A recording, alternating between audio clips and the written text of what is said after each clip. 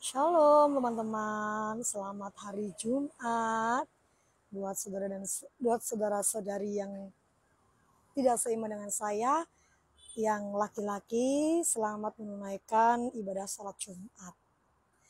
Dan ya buat saudara-saudari yang sudah seiman sama saya, Shalom. Terima kasih ya sudah selalu support akun kesaksian rohani saya. Saya lagi makan di warung.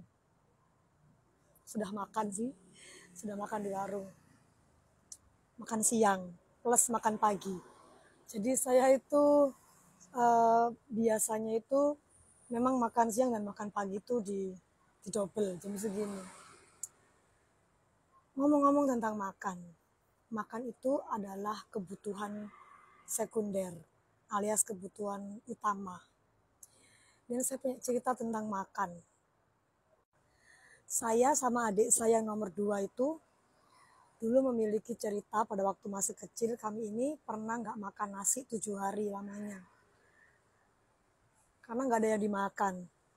Dan pada waktu itu adik saya itu nggak ngerti kalau nggak makan 7 hari itu sangat lapar, dan dengan polosnya dia berkata, "Ma, aku pusing."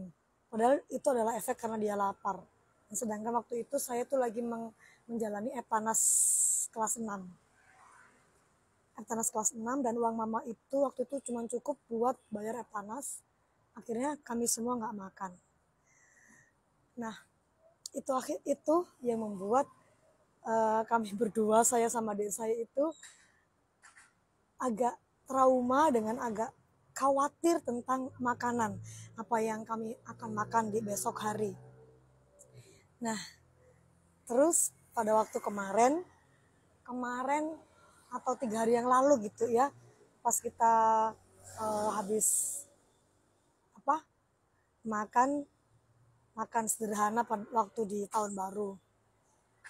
Terus habis gitu saya kebiasaan kirim uang ke dia untuk makan. Jadi gini, adik saya yang nomor 2 adalah ibu kandung dari anak adopsi saya, namanya Lydia. Dan karena saya bekerja, ketika saya mengadopsi anak, jelas saya membutuhkan pengasuh. Jadi saya minta tolong ibu kandungnya untuk mengasuh anaknya, dan saya memberikan kontribusi atau upah kepadanya. Jadi gak inget Musa ya, ibunya memberikan ASI kepada anaknya sendiri. Nah, terus jadi di rumah itu yang jaga anak saya ya adik saya. Kemudian saya selalu memberikan uang makan untuk rumah kepada dia untuk diolah. Cukup tidak cukup, ini uang makan buat kalian. Karena ya kalau dia minta lebih saya juga sudah tidak punya. Terus saya bilang sama dia, "Nih uang terakhir aku transfer sama kamu, kelola ya." Terus dia langsung kaget. Dia mengingat bahwa jangan-jangan besok gak bisa makan lagi seperti dulu. Dia bilang, "Jangan bilang uang terakhir, gimana dong makan kita, hidup kita," gitu. Terus saya jelaskan sama dia, "Coba kamu duduk. Gaji saya itu 5 juta. Saya bilang, gaji saya 5 juta. Untuk persepuluhan saya harus beri kepada Tuhan 500.000. Kemudian untuk kamu 2 juta. Terus untuk orang tua kita sekian-sekian. Untuk bayar SPP sekian-sekian. Untuk beli diapers dan susu Lydia 1,5 juta. Berapa sisanya?" Dia bilang, "Tidak sisa." Tidak sisa kan? Jadi selama bertahun-tahun begitulah hidup saya. Ketika saya menerima gaji, sebenarnya itu tidak sisa. Kenapa kamu harus khawatir tentang apa hari esok? Setiap kita gajian, sebenarnya saya sudah nggak punya uang makan buat hari esok. Gaji saya hanya cukup untuk memberi kamu, memberi anak-anak, SPP, tapi makan Anak-anak sehari-hari, makan saya sehari-hari, bensin saya sehari-hari itu tidak ada di dalam rincian gaji saya. Dia langsung kaget. Loh, terus gimana? Ya saya tanya, nah selama ini kamu hidup apa enggak? Selama ini anak-anak hidup atau tidak? Lalu dari mana uangnya? Aku selalu mentransfer kamu makan.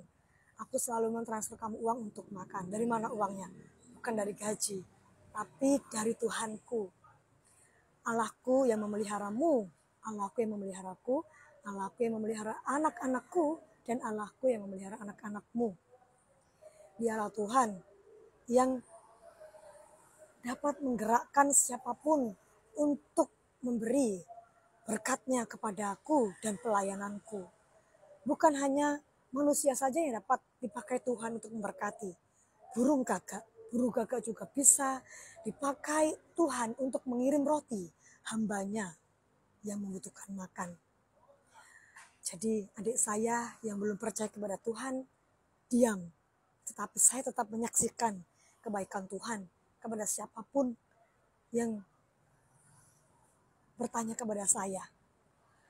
Puji nama Tuhan, karena Tuhan memang pada kenyataannya tidak pernah membiarkan saya dan anak-anak saya meminta-minta roti.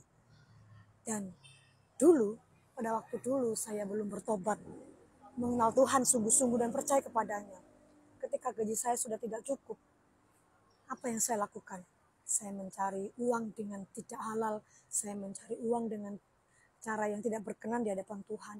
Saya melakukan apapun itu, mungkin termasuk menjual integritas saya atau menjual harga diri saya.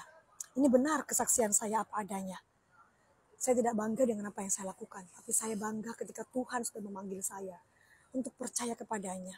Dan ketika saya mengambil keputusan untuk percaya kepadanya, saya berdoa, Tuhan, saya mau bertobat, saya mau menyerahkan hati saya kepadamu, dan menyerahkan tubuh saya kepadamu, dan menyerahkan hidup saya kepadamu. Sekalipun saya tidak cukup uang, saya tidak akan mengulang apa yang pernah saya lakukan. Saya percaya bahwa Tuhan akan memelihara saya dan anak-anak saya. Jika Tuhan tidak memelihara saya dan anak-anak saya, biarkan saya mati bersama dengan anak-anak saya. Tapi jika Tuhan memelihara saya, maka saya akan hidup. Dan saya menyerahkan diri saya, percaya penuh kepadanya, berserah penuh kepadanya. Dan puji nama Tuhan, Tuhan tidak pernah mengecewakan orang-orang yang berharap kepadanya. Dan Tuhan tidak pernah mempermalukan orang-orang yang percaya kepadanya. Terima kasih, itulah kesaksian saya hari Jumat ini. Kiranya Tuhan Yesus memberkati kita semuanya. Dan percayalah bahwa Tuhan tidak pernah membiarkan anak cucu orang benar meminta-minta roti. Tetaplah percaya, tetaplah percaya. Itulah yang Dia mau. Shalom, saya Ingrid Rizky Ramadan. Salam buat semuanya, salam toleransi juga. Tuhan Yesus memberkati.